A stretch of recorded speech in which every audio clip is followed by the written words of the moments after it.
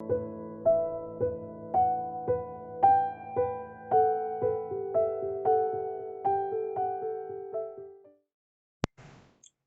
we are again for another Enlightened Moments by Plenitude. So please remember to hit the like button if you like us. And if you have any questions or comments, you can write it down in the comments line. And we'll be glad to start a conversation. That would be awesome. Also, we have a links of the books that we read for you guys. And if you want to check it out, those are great information about the divine laws, about spiritism, and everything in between. And without further ado, we're going to go ahead and start our enlightening moments. And the first book we read, as we mentioned before, is Our Daily Bread. It contains messages, each one of them based on verses or verse of the gospel. In this way, we read a verse and then we make sure that the message analyzes and explore each lesson. So the lesson we're going to read today is on chapter 33 of Our Daily Bread. The title is Let Us Also Work. We're going to explore the verse. Man, why are you doing this? We too are only men, human like you. This verse is on Acts chapter 14, verse 15. The cries of Paul and Barnabas to this day resound amidst the faithful students. The Christian family quite often has desired to perpetuate the illusion of the inhabitant of Lystra. The missionaries of the Revelation do not possess privileges regarding the services they have to accomplish. The achievements that we could bring to mind as grace or special prerogatives only express a most profound effort on their part to learn and to put the teachings into practice together with Jesus. Christ did not found a doctrine involving gods and devotees individually separated. He created a vigorous system of spiritual transformation for the supreme good, destined to all hearts thirsting for light, love, and truth. In the Gospel, we perceive Magdalene dragging painful deceptions, Paul pursuing ideals of salvation, Peter denying the divine friend, Mark battling in his own hesitations. But even at that point, we contemplate the daughter of Magdala renewed in pursuing a redeeming path. The great persecutor, Paul, converted into a messenger of the glad tidings. The fragile disciple being conducted to the spiritual glory, and the hesitant companion transformed into an evangelist for the entire human race. Christianity is the blessed fountain for the restoration of the soul for God. The error committed by many apprentices stems from the idolatry in which they become involved around the valiant exponent of a living faith, who accept in the sacrifice the true formula for spiritual involvement. They imagine them in fanciful thrones, bowing at their feet, feeling confused, inept, and miserable, overlooking the fact that the Father concedes the required energy for a successful victory to all his children. Logically, we should all pay respect to and love the great representatives of the Christian path. On the other hand, we cannot forget that Paul and Peter, as were many others, originated from the human weaknesses towards the celestial gifts, and that the terrestrial planet is a school for illumination, power, and triumph. Anytime that we seek to understand its great mission. So the lesson here is there is no gods and devotees. We all are in the pathway to divinity. Jesus said this many times in the Bible. We are all gods.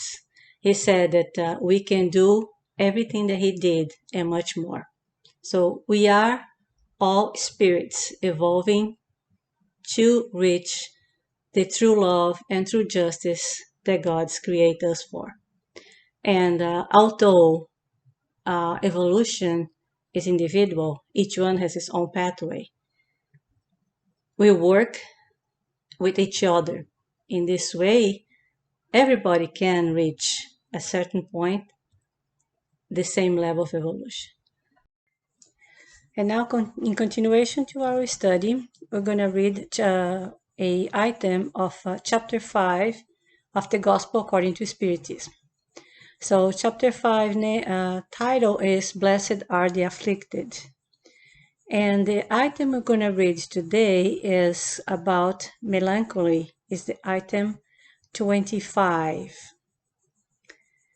And that's how it is. Do you know why sometimes a vague sadness fills your heart, leading you to consider that life is bitter?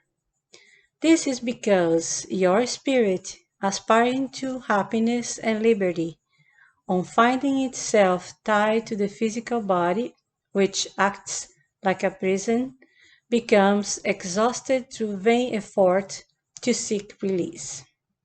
On recognizing that these attempts are useless, the soul becomes discouraged, as the body suffers the influence of the spirit, it feels itself weary, apathetic, full of despondency, and it is then that you judge yourself to be unhappy.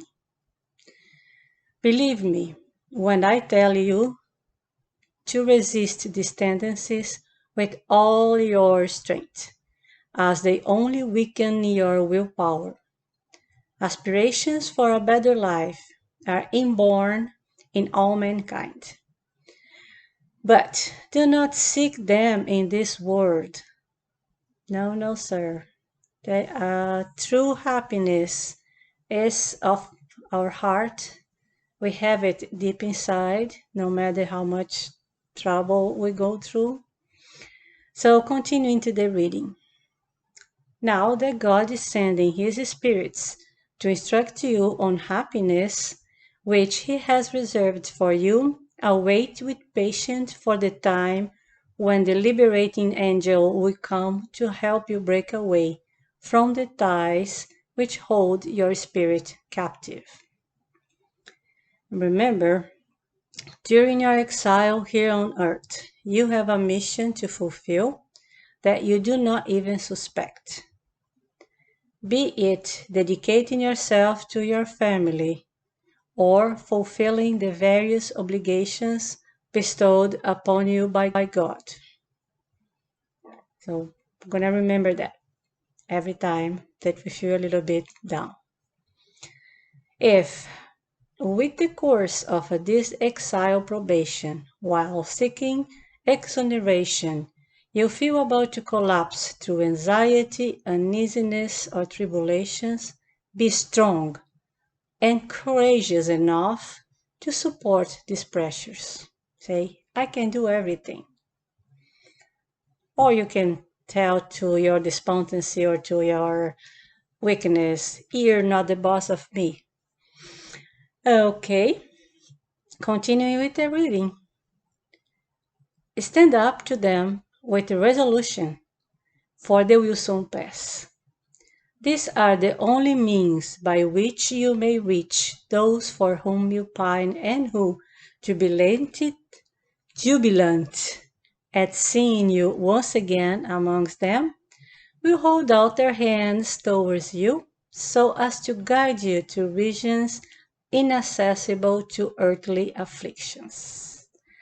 That message was dictated by the Spirit François de Genève in Bordeaux.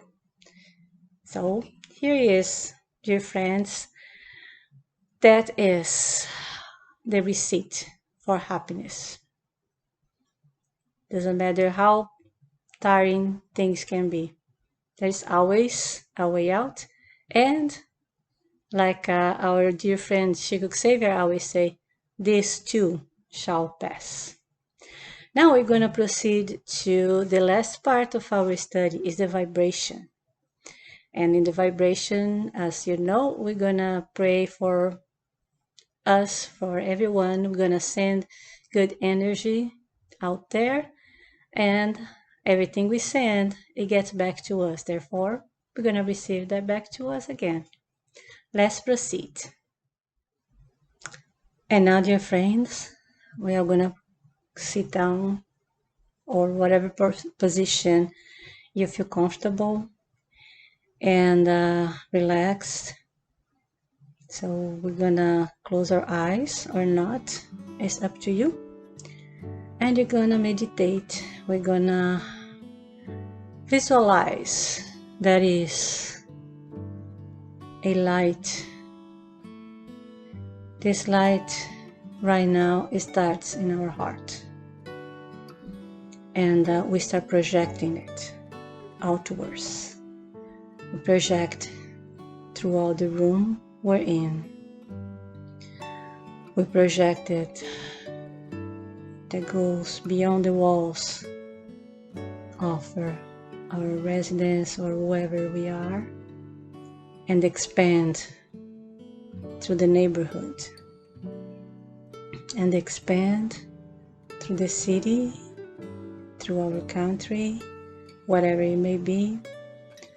And those lights from each heart is going to connect and surround our dear planet, this beautiful blue planet. And surrounding the planet, it became so bright, almost like the sun. And this light surrounding the planet transforms in drops of flowers, balsams, remedies, consolation, whatever is necessary to whomever needs it. And what's necessary to anyone, what's necessary to each one of us is gonna fall and envelop us, and we're gonna feel that light, that warmth, the strength, the consolation. We're gonna feel the things we lack in this very moment. And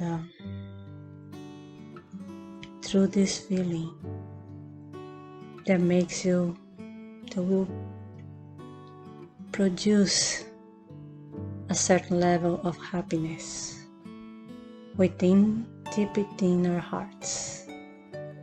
We're gonna send it back, we're gonna send outwards again. And whoever sent it is receiving to. Whoever received is sending to. It's a big, big circle that we're gonna keep us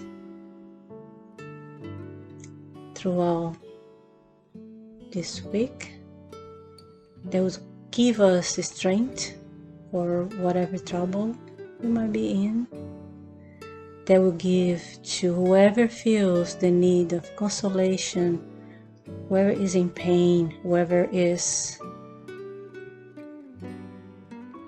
lacking the contact, whoever is lacking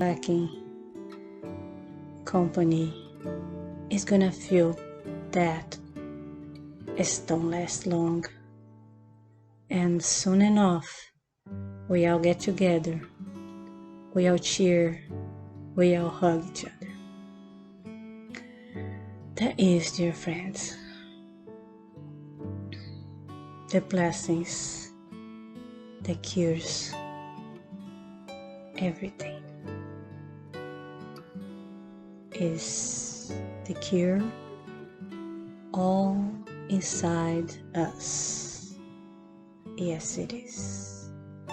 Everything we need, we have deep inside us.